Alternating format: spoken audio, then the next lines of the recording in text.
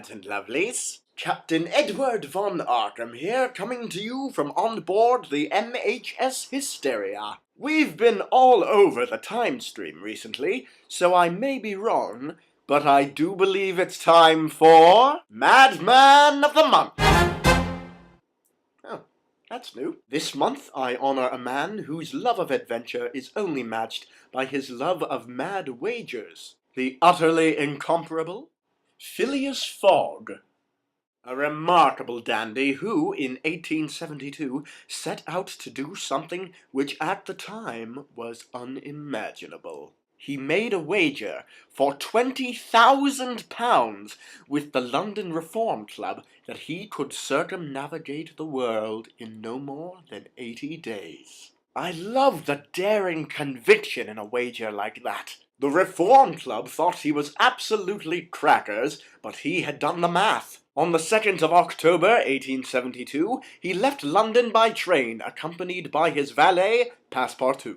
Fogg had planned to travel from London to Suez, to Bombay, to Calcutta, to Hong Kong, to Yokohama, to San Francisco, to New York City, to London. They reached Suez bang on schedule, but while they were waiting to transfer ships, they were spotted by a Scotland Yard detective named Fix. He was on the watch for a bank robber, and because Fogg just happened to fit the description, he began to follow him. They set out from Suez en route to Bombay. While on the voyage, Fogg promised the engineer a reward if they reached Bombay early, which they did. Once there, they boarded a train bound for Calcutta. However, halfway there, it occurred to Fogg that the railroad only went as far as Colby. Not easily discouraged, Fogg promptly purchased an elephant and a guide and started off towards Allahabad, where the railroad began again. On their way, they stopped to rescue a young Indian woman named Aouda from being sacrificed by Brahmins. She gratefully joined them on their journey. They caught the train from Allahabad and reached Calcutta.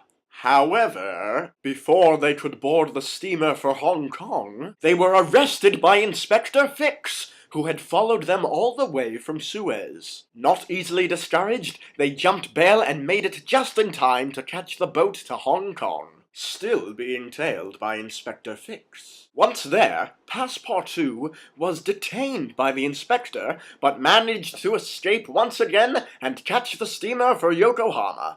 However, Fogg was a day late and missed the ship. Eager to make up for lost time and find his missing valet, Fogg found a train to take him and Aouda to Shanghai, where they transferred to a steamer bound for Yokohama. Once there, they found Passepartout, who had joined a circus in order to pay for his trip home. Reunited, they boarded a steamboat to take them to San Francisco. They crossed the Pacific without delay. On arriving in San Francisco, they caught a trans-American train to New York City. However, the train encountered several little obstacles, including a herd of bison, a failed suspension bridge, and, of course, a band of vengeful Sioux warriors. Fogg managed to separate the locomotive from the carriages, but Passepartout was carried off by the Native Americans. Not willing to part with his friend again, Fogg joined forces with some American soldiers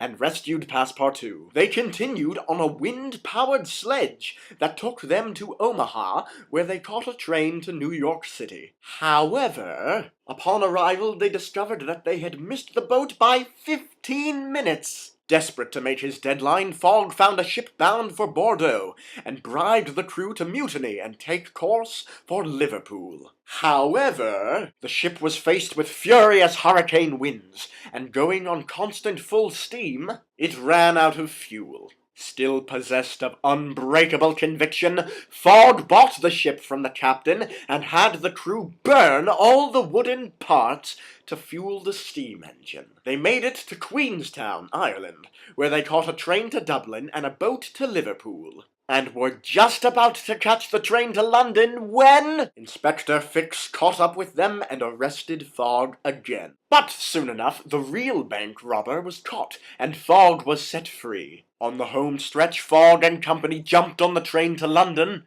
However, having been delayed by Fogg's arrest, they arrived 5 minutes late for the deadline. Or so they thought. In fact, they were a day early. Having travelled east, the party gained an entire day by crossing the international dateline. Realizing this, Fogg dashed to the Reform Club, where he won his wager. Having left London on October 2nd and returned on December 21st, 80 days later, Fogg's daring nature and unbreakable determination make him a madman to be revered. And the only man to ever beat me at whist. Well, that's our time for today.